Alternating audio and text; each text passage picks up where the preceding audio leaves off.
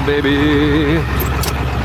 All right, it's not on. Woohoo! It must have been that idle surge that tripped it off this morning. That's awesome. Some lights. Up to the pass we go. Let's do it.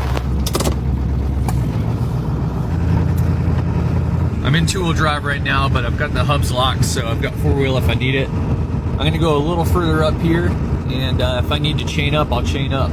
Let's go see. Still pretty blizzardy conditions out, unfortunately, but we're gonna keep on pressing on. I'm gonna go ahead and put in four-wheel drive to be safe here. That'd be smart. Here we go.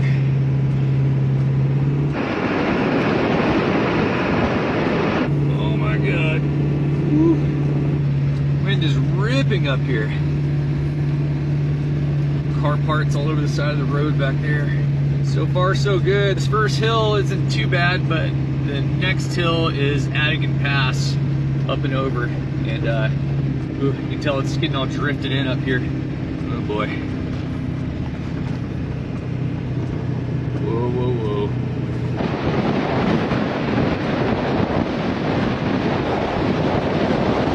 Holy crap, look at these drifts.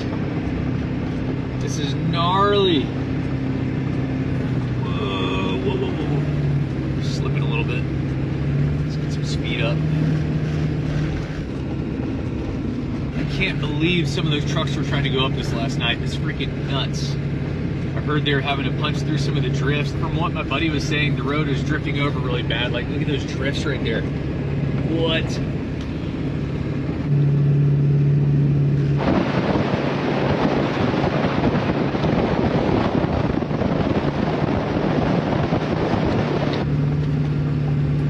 Gosh. Woo! Holy.